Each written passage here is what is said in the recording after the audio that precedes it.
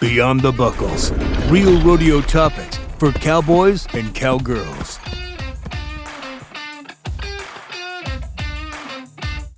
So if they manipulate the draw, and I'm not saying they do or what. Say if, that's the biggest little word. If. Yeah. Yeah, if that's what it is, then how the draft, how would, when they do the draft, how is that? I mean, they can't set the draw there, can they? Unless they. Well, I mean, you can.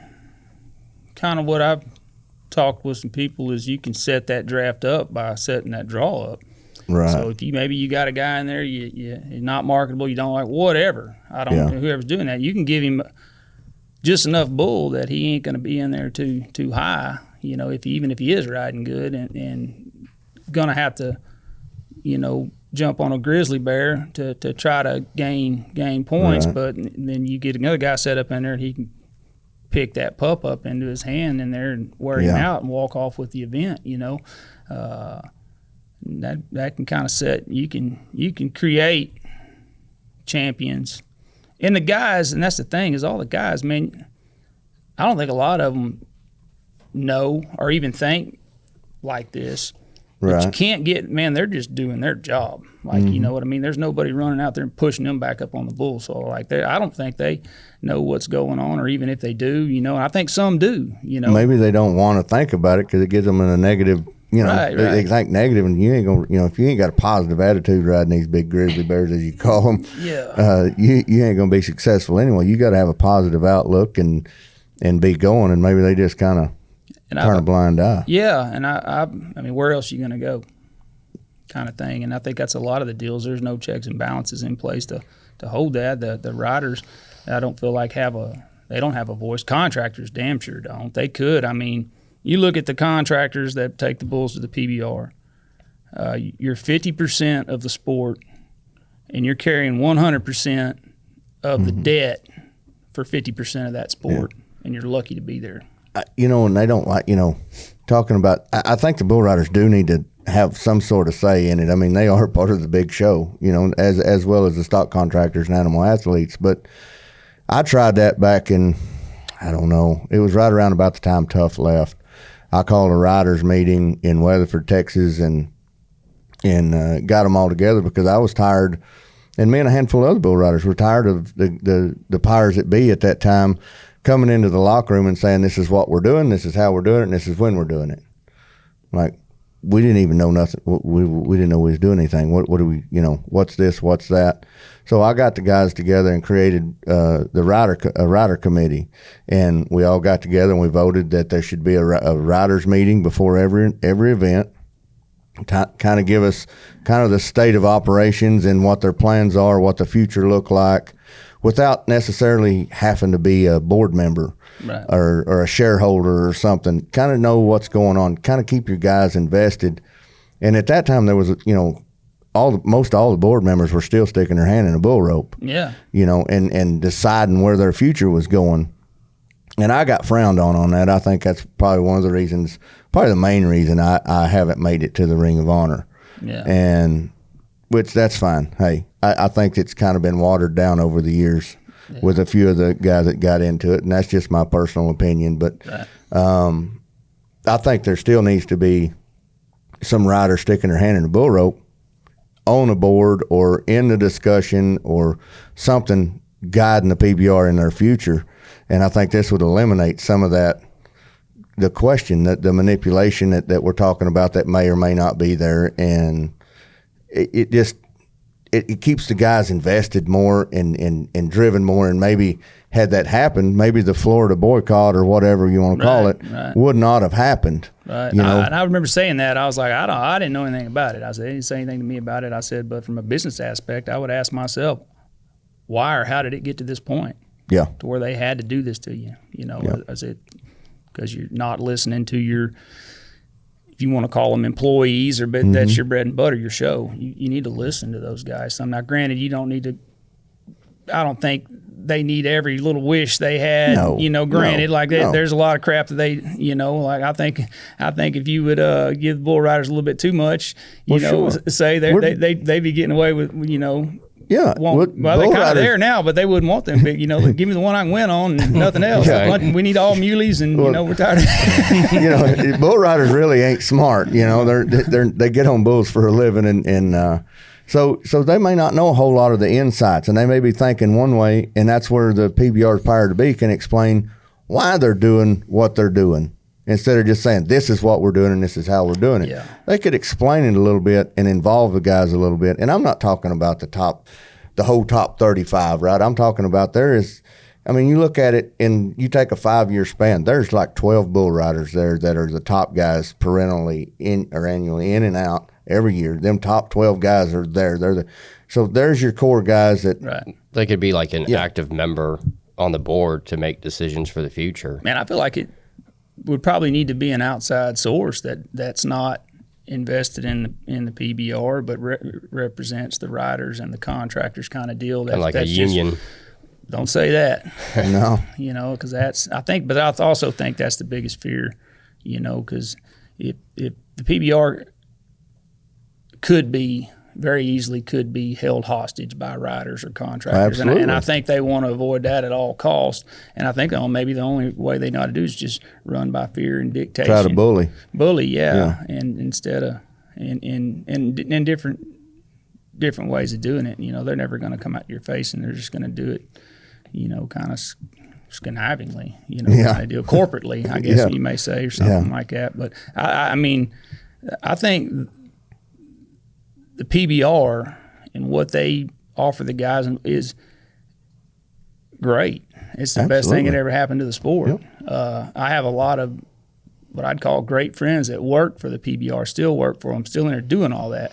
And there's a few in there that, they kind of a God complex, and it's hard to. And if they're the boss and that's how it is, and that's how it is, and that's why I made my decision to pull out of it. And I was like, well, I'm not gonna have partners, that want to do things and I know what I'm not gonna do. Right. Yeah. And you're kind of holding your partners back a little bit. Yeah, and I'm not gonna take them down a rabbit hole, trying to falling short and stuff because I'm not in the group. Fuck that group. I don't want to be in it. Yep. You know what I mean? That's kind of there is a tight knit group up there, and the real guy that's been there and been around the PBR for any length of time, that they know that core group. Yeah, and I don't care who owns the PBR. I don't care if it's Spire or whoever owns it now. That same core group runs it regardless. They make the day in and day out decisions that affect the bull riders, the contractors, and pretty much kind of the overall product. Absolutely. And it's a. Like I've people tell me, Lambert for years has run that deal. Mm-hmm. He's had livestock director title, but that sucker was the boss. Yeah, and he's done a great job too. I mean, don't get me wrong. I as part of that riders committee, I had to look over one of the issues that we had. There was a few bulls going at the time that we thought shouldn't be there, and it's not that we were scared of them or anything like that. There was just some of them that just wasn't. If you rode them, you didn't have a chance to win. Right. And that was one of the goals of the PBR is it didn't matter what you draw. Right. If you rode your bull, you had a shot to win depending on how everybody else rode. Yeah. And I remember the bull. One of the main ones was Slider of Tony Sharp's, the spotted Brammer muley that would just be at the end of the gate and just drag his ass and just welly and then want to hook the piss out of you and. Nobody really wanted to get on him, and then when you rode him, you was going to be 83 or 4. You probably put the guy you didn't like on there, use him for a tool. Yeah. And so I got to look over Cody Lambert's show. He had to send me, part of the deal was he would fax me a list of the bulls that he was thinking about sending to these events, and I would go over them and see if there was any discrepancies or whatever. Yeah. Which there rarely was. I think there might have been one. Yeah. And I think when it come about, we talked about the 2 or 3 bulls that was really causing the bullshit. And once we talked about it, that was done and over. And I think me and him talked about 1 or 2 bulls maybe, and they still got to come because they was good enough. Right. But going back to the livestock director, I know a lot of questions have come up. Is Cody Lambert still the livestock director, or who's doing that now? Well, yeah. No, but I want to say you holding them accountable, doing that deal's probably why you never got a ring of honor. Honestly, I mean, it just makes sense to me. You know what I mean? Yeah, I've asked several you people stood up, that. You stood up, pushed back. I mean, and it ain't about a resume. You know what I mean? Because you can put a resume. You got as good a resume as anybody's ever done it. And they had a deal on YouTube I watched the other day, and it was the best top 30 bull riders or whatever. And I caught from 10 to 7. And I seen number 10, they had Jess Lockwood. Yeah. You know, he's a youngest two-time world champion, youngest, world champion, all that stuff. Number 9 was JB. Wow. And I'm thinking, okay, Wow. yeah. One of the There's best. seven more up there. And then number 8 was Jerome Davis. And number 7 was Troy Dunn. And I was just looking at that going, if we're looking at statistics, Jerome's as good as it get. Sure. But resume way statistic, how is his PBR career better than JB's or Jess Lockwood's? I agree totally. That's just what I was. And asking. I love Jerome to death, and great, good friends with him and everything. But all that aside, on paper statistics, Gold Buckles World Champion event wins. How is he ranked higher than? Who's ranking this deal? What, JB's won $7 million in the before he left? He won $7 million in 2 Gold Buckles. But he pushes back. Yeah. Yeah, and he holds him accountable. And definitely has an opinion. I've heard rumors that Jess pushed back a little bit at one too, time. Yeah. That's maybe that bumped him down there. Probably, bumped him just under JB. That's probably why I wasn't even on the list. Yeah, I don't know. They still got 6 more to go. But just that. But yeah, so the livestock director deal, Lambert retired. There was a lot of talk about that job being given to LJ Jenkins. It would have been a great fit, or Riley Sanford maybe. Yeah. So they were saying that job was going to be LJ's, and then this team deal come along. LJ got pulled out of the deal, and the Riley Gagnon or Gagnon or whatever, he lives with Lambert. Come there to get on bulls. This is what I've heard. I've heard from several. Broke his neck getting on practice bulls and stuff there at Lambert's. You don't need a compass to know where we're going. He's livestock director where this looks to. Yeah, he got handed that job. Lambert bowed out, and I think he doubled his salary. I don't know the number, but he's a Texas coaches make a lot of money right now, from what I hear. The Rattlers coach, and then Riley Gagnon, however you say it, is the new livestock director, and Riley Lambert's over competition. His son come in there and he put him in over, that's good. over competition. So, to me, looking at it, this is just me. That was a chess game right there. You bow out, double your salary, don't have to deal with it. Put your kid that lives there with you, control the draw on the bull deal, and put your son in there to control all the riders. And I don't know. Yeah, they're gonna hate me for this, but I don't give a shit. I mean, like I said, if somebody proved me wrong, I'd want to sit down at the table and listen to it. Yeah, if they can come back and I'll even go as far as giving them guys a call to see if they want to come on and rebut some of this. Hey, give us let's hear your side. Yeah. I mean, there's always. I'm not preaching the gospel truth. I'm just what you say. 30 years of coincidence, I guess. I mean, it doesn't take somebody. Well, there's 3 sides to every story. There's your side, his side, and the truth. Exactly. So you know. And so it's to me just looks like it's just kind of a chess game. And is it just the guys? You think it's just them core net guys just wanting to be there to control it and pad their pockets and maybe a power trip or something? Just scared to let go and get out of it. Probably. That's what I think. I mean, it'd be. When it started though, because I was in there pretty early. I wasn't part of the original 20. I come like a year or 2 later because of my age. But it was always at some point they knew they was going to hand the reins down. Yeah, they was going to have to pass the reins at some time. Yeah, it might be getting close to that time. Yeah, I think they passed the reins. I mean, like the team deal.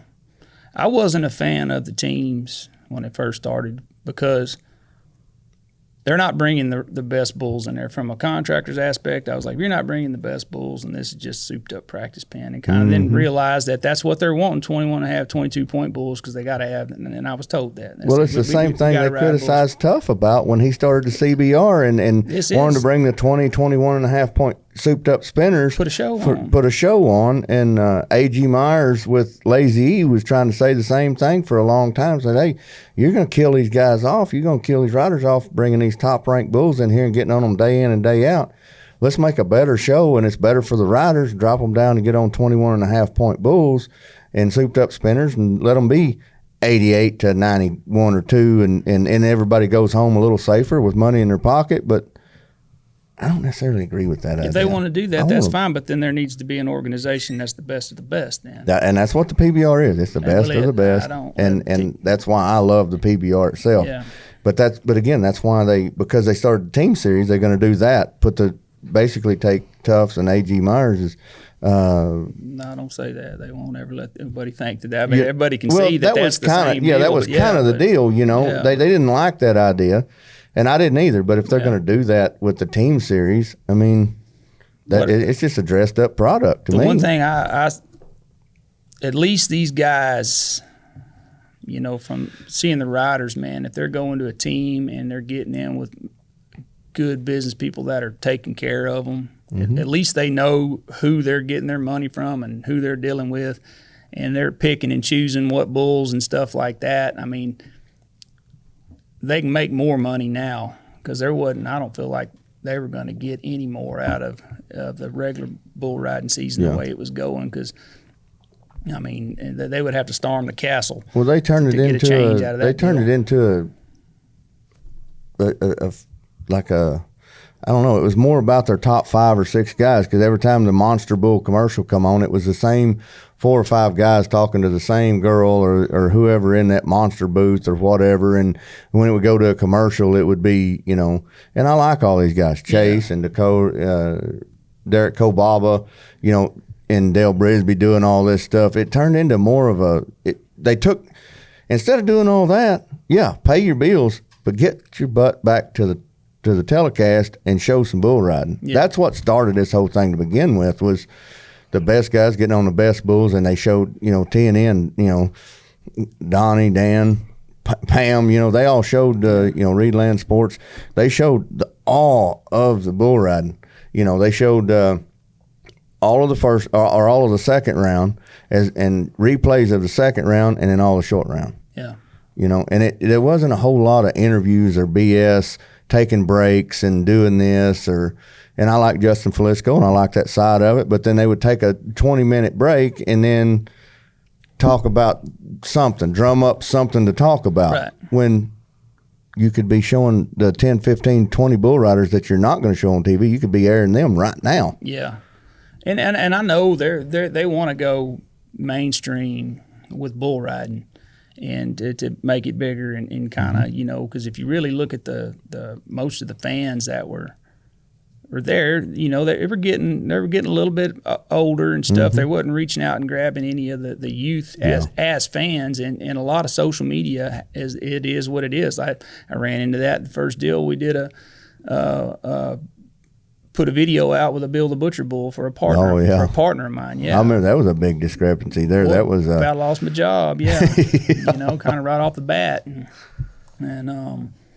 but it's a powerful thing, and you know, it is good to find that balance. Like they need to use it, and they're trying to get to know the guys that are getting on, get to know, like the UFC does that great with embedded. Well, look at the NFL. You know, they don't have a whole lot of stuff when the football game, when kickoff starts and the final whistle blows, it's all football. Right. But they have pregame, they have postgame, and they got a halftime, right? When they want to add in all this extra stuff, that's when they do. That's when they do it. You know, but not during the time. You know, after the national anthem and before the last bull bucks, that's what's in there, is bull riding. That's what it should be in. And then you want to do something else, do a pre-show, do a post-show. You know, do something.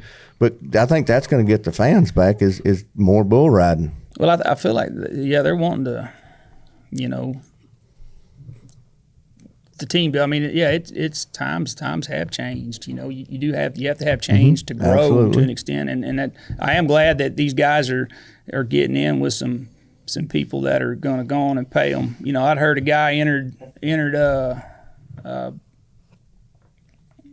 Rock Springs bull riding the other day, and the manager called and told him that don't get on down there. You know, you're getting on for us. And so he turned out, but he had a 3-year, $1.5 million contract. So yeah, you know what I mean. Like that's just to get on for maybe 4 months out of the year to get on some spinners. A $3.5 million contract. 1.5. 1.5 for 3 years. Wow. You know, good for him. I might turn it out too.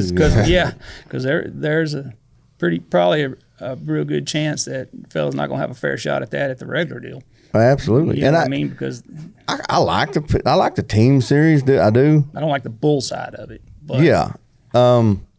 This episode of Beyond the Buckles is brought to you by Sunnyside Graphic Design, Cactus Rodeo, Print and Stitch Company, DEL Cattle Company, and Blake Skaggs Bucking Bulls. There's a couple of things that I'd like to visit with you about this. So the team, do you think the PBR was needing more money? You think they was it was getting stale and they needed to bring more money in because they was either going broke or they just wanted to try something different? Probably.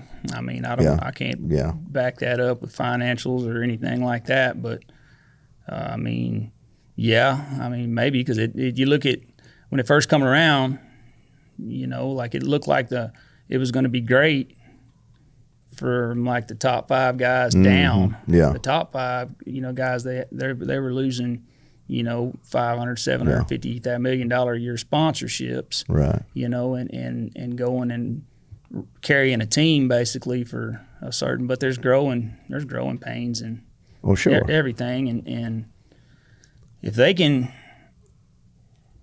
make it worthwhile for the guys that are buying these franchises and give them an honest chance at it and give them a reason to pay these guys good salaries, then good. But yeah, I don't. After COVID and stuff like that, I mean, I don't. It's hard to recover from. Oh, absolutely. You know what I mean? No one's ever going to talk about it, and I mean, probably the accountant's the only one that knows. But they may have went and jumped out like that and make some money and let somebody else pay these guys. You know, and it's tough nowadays with the bull power. You know, like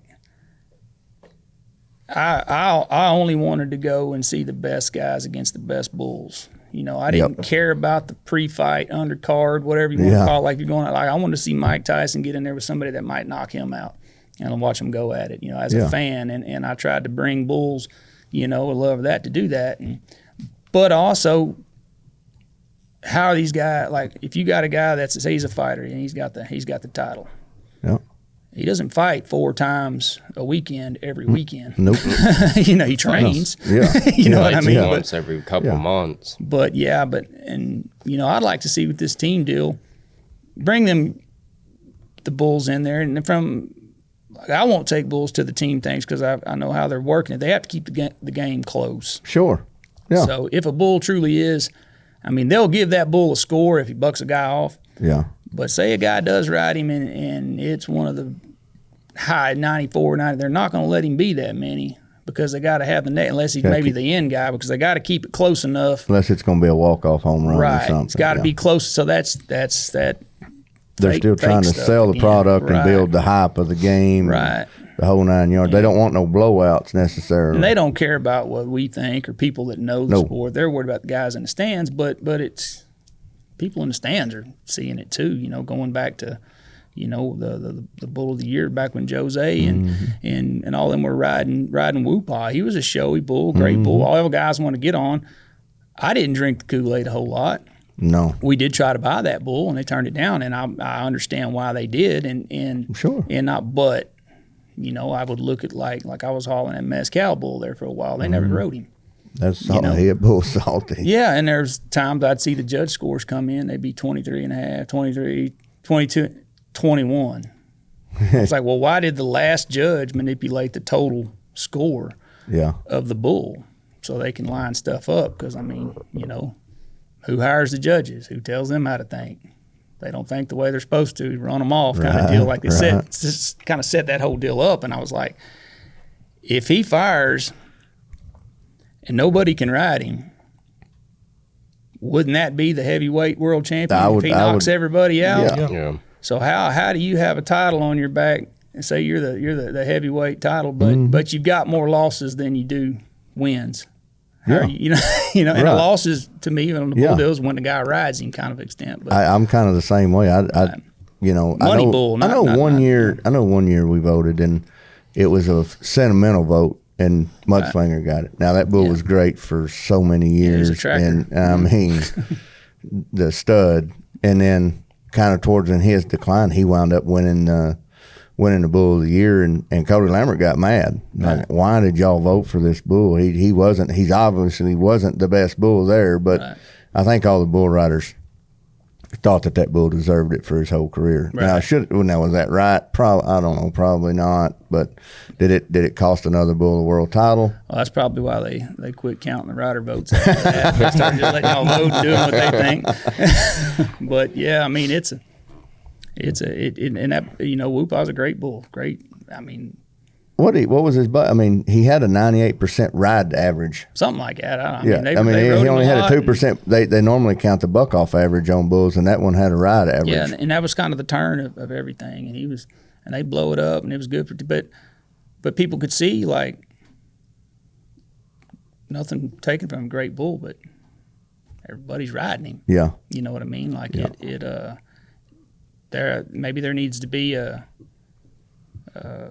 like a money bull deal like they used to. They have. used to have a money more bull. Money. That'd be kind of where I think he would fit into that deal. At if you just look at it, you know, and then if you get a bull that's out there, the dragon, you know what I mean, like nobody can ride. Bodacious or Rampage or Hammer. Or, like that. That's your Mike Tyson over there. You know, like that's the one that you probably don't want to get in the ring with him, but if you do and get him rode, that's got something to it. You bet. Yeah. But they got to where they didn't want them bulls that were manhandling them guys and throwing them off. I think they're getting a shortage of riders.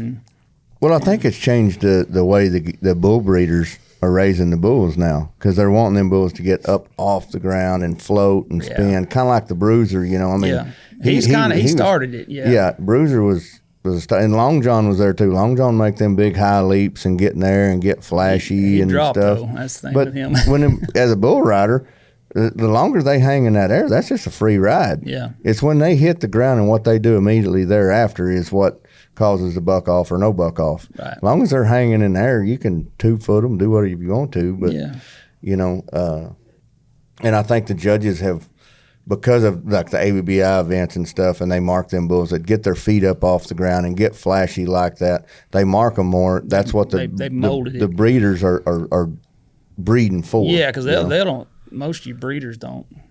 They most of them just do whatever's winning. You know what I mean? They don't care about if it's truly. If a bull sticks his head down between his legs and kicks over his head and extends his ass and is vertical, to me that's. Yeah, that's rank. You know, I mean, that's if that's hard to ride. But you can ride it. But that's why I was always trying to say, well, kick, I was told, is how high their ass gets up in the air. But now kick more is how they extend their back feet. That's just extension to me. There's two different types of kick in my book. They either kick underneath their belly, which I think that's really harder for a bull rider to ride, because it puts a hump in that bull's back and it makes them even more steeper, right? When they extend, it puts a sway in their back and makes a saddle for you there a little bit. And I mean, I always like them to kick like a bareback horse, or whatever. But when they go to kicking underneath their belly, that's when you get jacked up over your rope. You get wrist problems. You lose teeth, because you wind up, they come back up like Bodacious and hit you in the face. And, But I really do think it's the judges that's deciding what we're breeding for here, because if they start giving them bulls with the downdraft, the up and down, the arm yanking suckers, and they start giving them more points, then the breeders are going to start aiming for that, because that's what they're going to be able to go win with. Yeah, and then the guys are going to get killed off even quicker. Absolutely. And I do understand you got to preserve the sport to an extent, but also, are we at the highest? Is this the pinnacle of the sport? Like, is there truly who's supposed to be the rankest bull rider, who's supposed to be the rankest bull. Is it molding towards the bull that everybody rides? That's the showiest and stuff. You know what I mean? It's getting soft. Have we got away from the best bull rider versus the best bull? Absolutely. And went more towards just the best show, professional bull riders in general. Right. I feel like if you get on TV, they can get on TV and they can just hype something up enough that the masses are going to believe it, and that's kind of. But I mean, I do understand, like, you can't kill everybody off every weekend and stuff like that. But there still has to be some part to let to let the elite shine, you know, because you run bulls in there like they're bringing at these teams. Everybody can ride them and tee off on them. So how do you know who the best bull rider is? Yeah. How do you know who the best team is at that point? So maybe they'll come up with a deal where they do the team things, and like once a month, one player from each team gets on a sure enough heavyweight fight, you know, for some points or something. That would keep, not bloodthirsty, but that would keep fans engaged. Like, man, I want to see, man, that's something I want to see. You know what I mean? Right. Like, it can go either way. Kind of, this could be real big. But if they're building Whoopah up like this, and you know, like we both agreed, he was kind of he's easy to ride, or not easy to ride. He was a rider friendly bull. Yeah, rank and then rider you friendly. Put, I think is what they were trying to call it. Then you put you know, JB or Jose on him. You know the outcome. Yeah. It's like going to a fight with Holyfield and Ali, and you know who wins. Yeah. And they just dance around the ring and make it look. Nobody gets knocked out. Nobody gets wrecked. There's no. You're just creating a show. I like that unknown factor where, like when Tough got on Bodacious at the finals and smashed his face. You know, he had rode him previously. Was 94 in Long Beach, California. You know, we thought, hey, this is fixing to be big, or it's going to go south. They both had the ability to take one another out. Yeah, you know? Whoopah had no scare factor. Yeah, there was no fear factor to that bull. We knew unless he was afraid of heights. Yeah, you know, because he was getting there and whirl. You know, but that's, you know, and back in my day, you had Hammer, Rampage, Riptide. Some of them big honking scary bulls. You drive up to a bull riding and you get out and you look at the back pins. Maybe if you want to get out or not, you know. And you're like, you know, especially Riptide. I think he was like 7 foot tall and had big solid black, got a hump on his back and looks down at you. Yeah, he looks over. I mean, he's standing there and looks down over the top of the fence at you, and you're like, oh, I bet I got that one. Yeah, who'd I piss off? Yeah, because if you say you don't want that one, that's the one you're going to have. Yeah. But yeah, you know, I don't see a whole lot of them big scary ones up there no more. No, they don't. I mean, there's the less desirables, and I'm sure that Coriolis effect was probably one of them. They didn't want to get on. That was the deal, man. Like he'd come with it, and that bull would start working on those guys in the lead ups. You know, like he'd try to bite them. Yeah. You know, that's because when I first got him, they tied his head in, and I asked J.D. Nix, I said, man, what do you do that for? He said he'll bite those guys' feet and try to pull them up there with him, you know, kind of deal. And he just had a big motor, so I could my mom could sit on that bull in the chutes at the house and scratch on him. I can't take the game time out of that bull. You know what I mean? Yeah. Like he's gonna it starts with that bull when you're putting your rope on him. Mm-hmm. He's trying to get you, you know. Yeah. But like I told people, I was like, Silvano got out on him. Yeah. You know, and if he can get out on him, anybody can. But had he started, and I mean, Jess picked him in Glendale, you know, when he was coming back and dealing with his pelvic stuff. He didn't know his pelvic was separated at the time. He just knew he was having hell making a comeback and his body wasn't working. And it was kind of the Del Rio short round they had in Glendale because they had a freeze or something. Yeah, it was damn cold down there. Yeah, it was freezing cold in Del Rio, of all places, in May. Yeah, so they started off and had the short round in Glendale the second day, almost like a 15-50 or something. They were doing their best to keep things rolling. And he said, man, I think I'm going to pick that. We called him Stewie. I said, man, you're the champ, but I think I'd get to riding a little better if I picked him. He said, he just jumps out there and goes left. And I was like, no, he's figuring, because I was figuring out letting that flank off of him. J.D. Nix called me, because I'd put about a medium in him and he'd gas it up, you know, and I was thinking, damn, he ain't as good as he was when I seen him. And then J.D. called, he said, man, I don't mean to tell a man about his business. I said, tell me, please. I was like, because you know help what I mean? Me, like, brother, help me. I'm not prideful at all. And he said, man, back that flank off. And I said, okay. And J.B. had him. And me and that bull and JB and Billings back there. JB smoked a pack of cigarettes trying to get his rope on him, and I about wanted to bum one off of him after I got time putting a flank on him.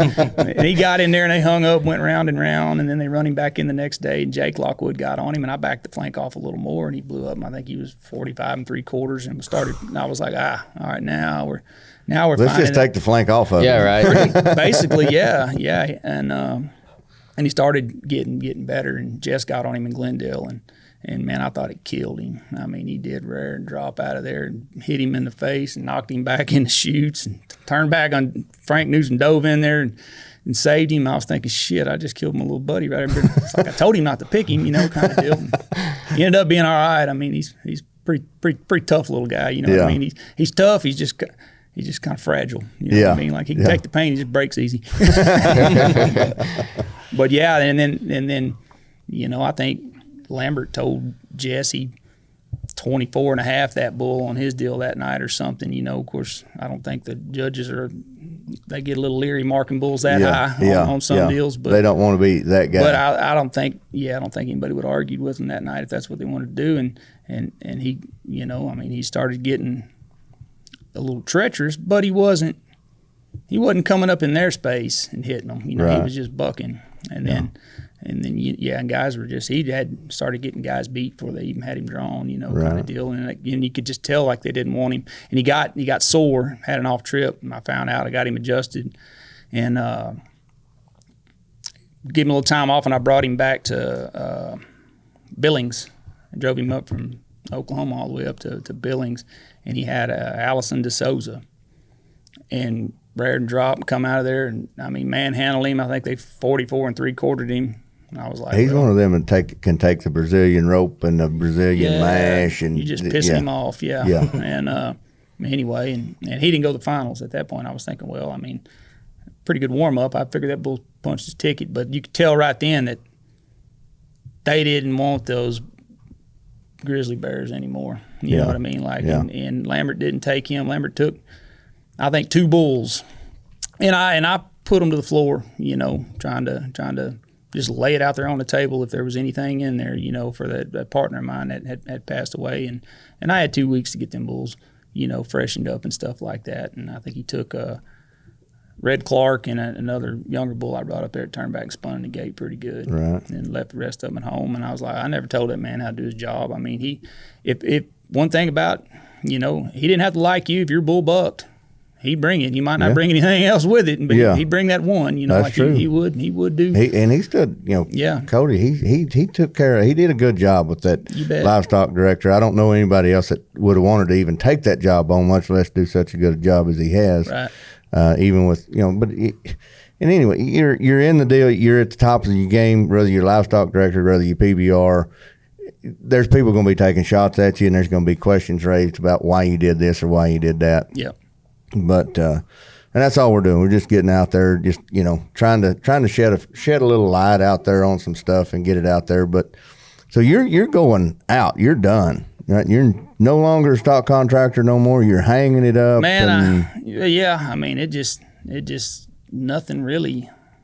I don't feel like until and maybe if something ever changes, but until that, it's where somebody can go be the best at what I feel like. If you can put the work in and be the top of your game, right? And if there's a goal out there they set for someone to chase, if you can chase that goal, you know what I mean, and have a fighting chance at it, it may be worth it. But I hadn't found anything, that they'll love for you to find millionaires and you know what I mean, put all this stuff together, and they'll use them and then blow that candle out when it's done, push you to the side, and find there's always somebody else that comes in there and just doesn't.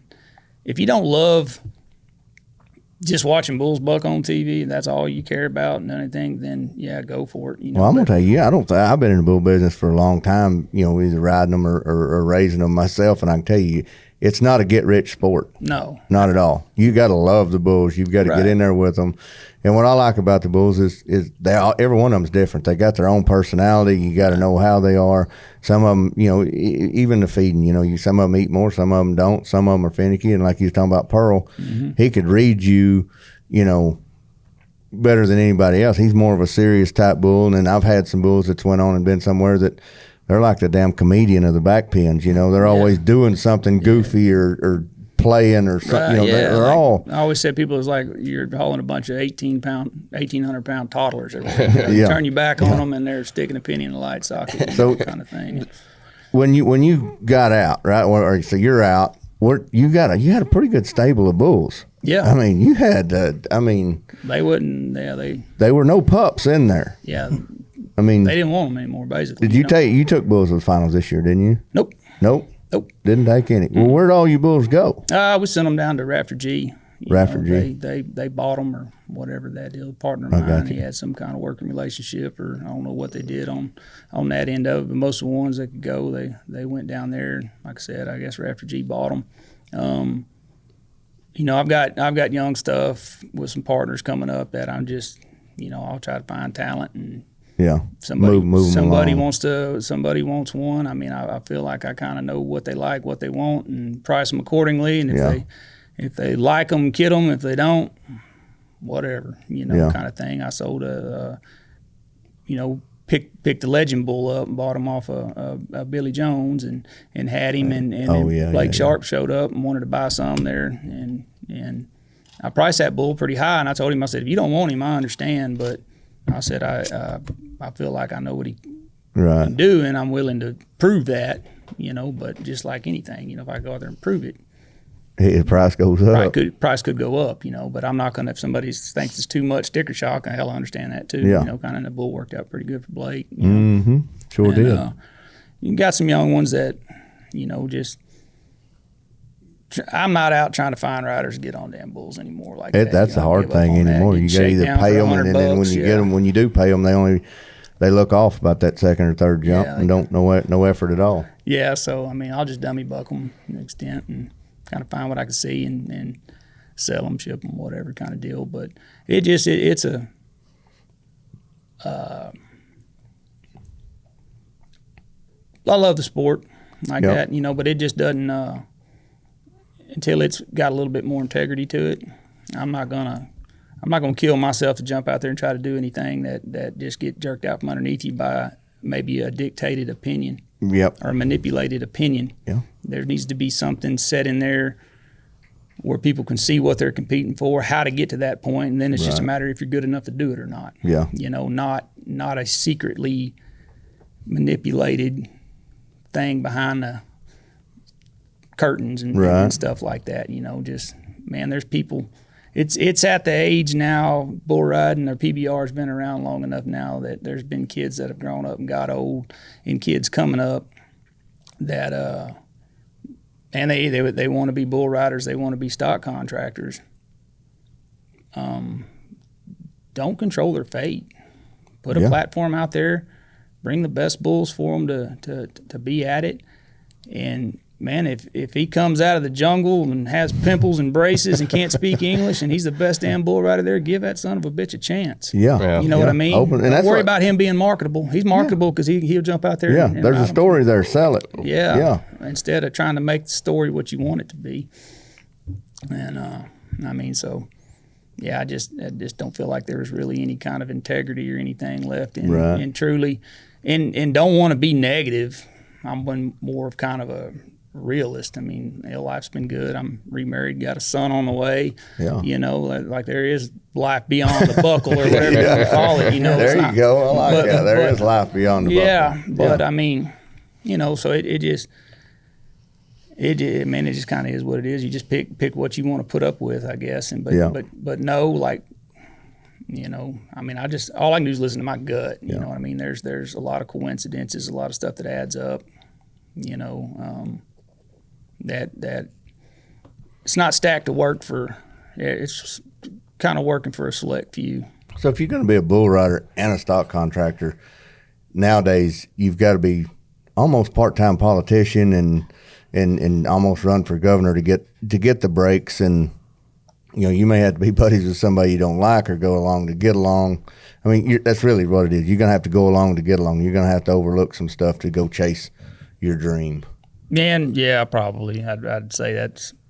They got to want to let you in the deal. It didn't matter what you did, what you have, or what you do. I mean, like if they don't trust you, maybe they don't like the way you dress, or because everybody I've noticed, like everybody wants to walk around dressed the same. Like I've said to people all the time, I said, if you don't think the Western sports world's not a bunch of judgmental son of bitches, I said, show up and wear a pair of brown pants. And they'll call you Ty Murray, or they'll judge you or something, kind of like that. Yeah. So it's everybody's always kind of looking everyone up and down if they don't fit the same mold. It's kind of funny to an extent,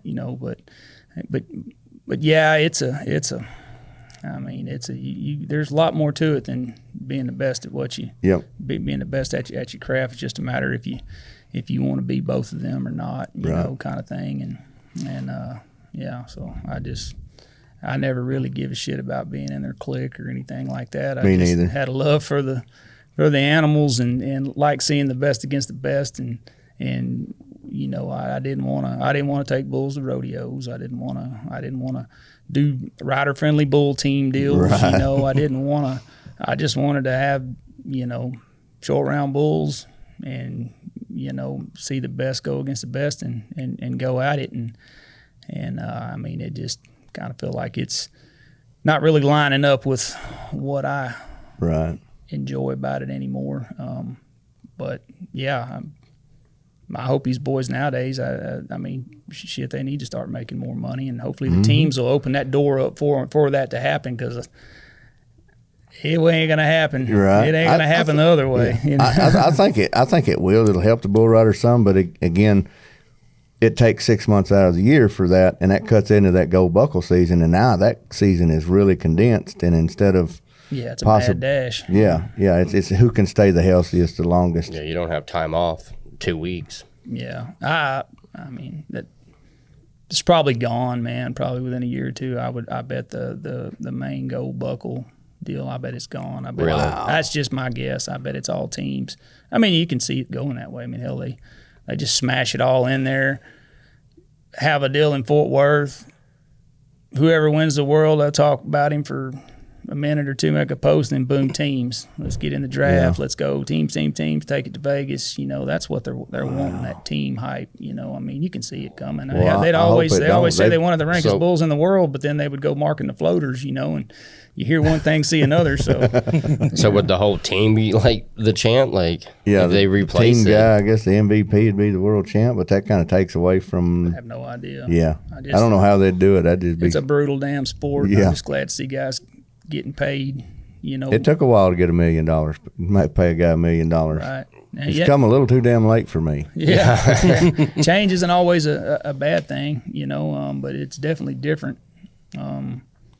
But like I said, there's just a core basis right there. What separates the best guy or the best team? Bull power. Yeah. Yeah.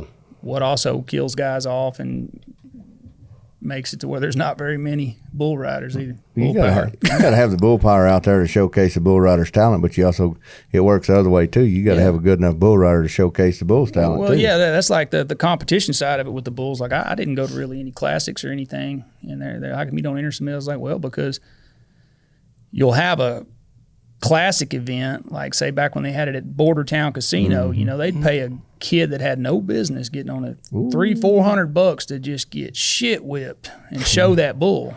I look back and think there's a decline in bull riders, probably because of those bring your own rider rank bull deals, where a lot of guys are bloodthirsty just trying to show their bull. I mean, there's probably during that border time there for a few hours, there's probably some talented kids that could have come out of that if they were protected a little bit and weren't out there just trying to get on for a couple $100, like stay in your lane, man. I never did try to kill.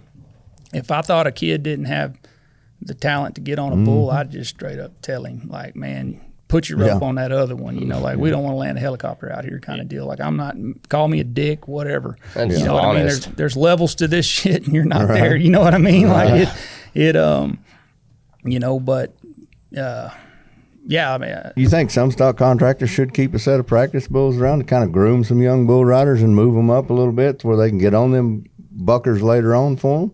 man, yeah, if there's guys out there willing to feed them bulls and invest in the riders, you're damn right. You can't learn how to ride anymore these days. There's nothing out there for you to learn how to ride on. Absolutely. That's kind of what I'm going is everybody wants the best of the best, kind of like your model. You just wanted to show up with short rounders, man, and that was it. Yeah, and I made sure I wasn't going anywhere. I didn't take them the backyard deal. You know what I mean?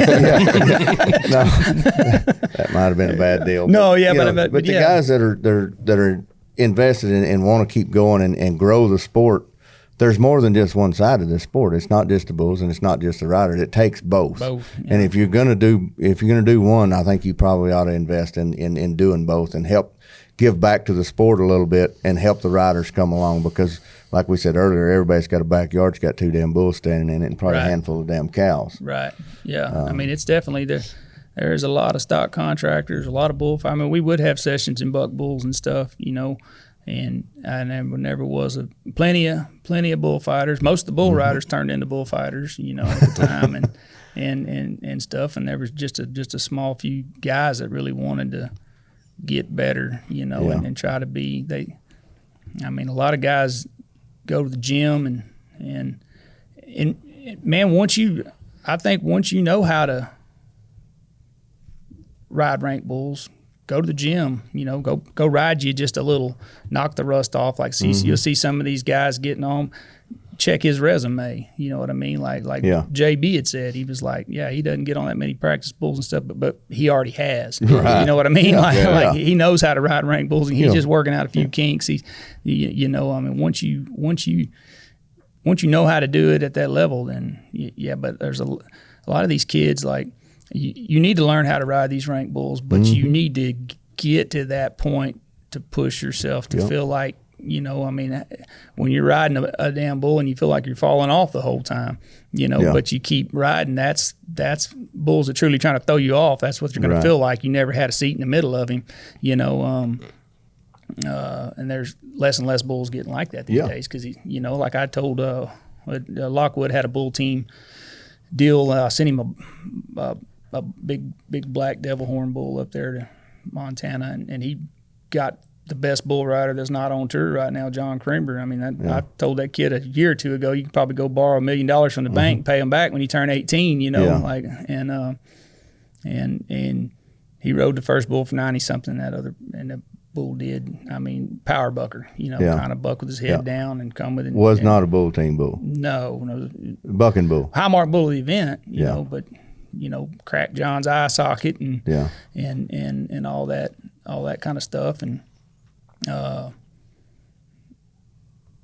John, you run that bull back in there, John will ride him. You know what I mean? He learned something. Yeah. John's a student of the game, and he's going to learn something. I think maybe he got, just in this conversation that we've had on here and me and you talking before, that John is a student of the game, and I think maybe he got tied up into getting on them little bull team bulls, them 21.5 spinners, 22, you know, getter honors right there, go into your hand. That's what but when you go up to the big show, and a lot of these guys that come into the PBR draft and stuff on either the protective roster or the practice squad, there is a learning curve there. There is a big difference, and they're going to find out. There's a big difference from the bull team bulls to the PBR short round bulls. Them PBR short round bulls are going to yank the washers out of their ass and bring them around. Yeah. And John's going to be a quick student, a quick learner, and he's going to adjust and be just fine. Absolutely. Yeah, he's already back hammering it out of him again. You know, but I joked with John.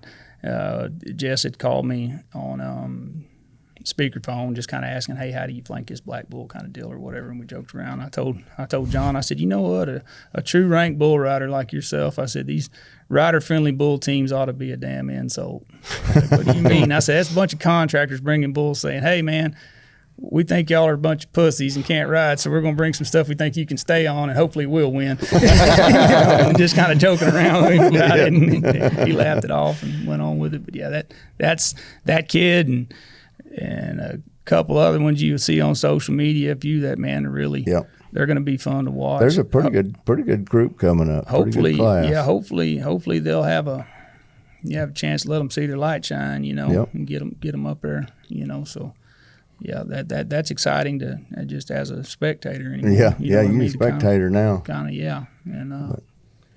Well, Jeremy, we've enjoyed having you on. You guys got any more questions for him, or? I'm good. We covered a lot. We did. Yeah. We went over a lot of stuff, and Jeremy, I sure appreciate you coming on, taking Yep. time coming up, being in the studio with us. They'll love me, hate me, it'll be a little everything on this deal, but oh well, man. I've been hated and loved and Yeah. hated again, all my life. Yeah, So that's what I think. And hopefully, one day I'll know any. if they ask me how I sleep, it's pretty sound with the fan on. Absolutely. Yeah. Worst case, we got round 2, and you come on and they come on, and we Yeah. talk about facts. There you go. Or two sides of a story. Hey, the door's always open here. We'll talk to anybody. Absolutely. I mean, we did let Jeremy Walker in the house. All right, guys. Well, if y'all like what y'all listened to today, go to Beyond the Buckles Instagram page, Facebook page. Give us a like, give us a listen, subscribe. And, guys, we'll see you next time.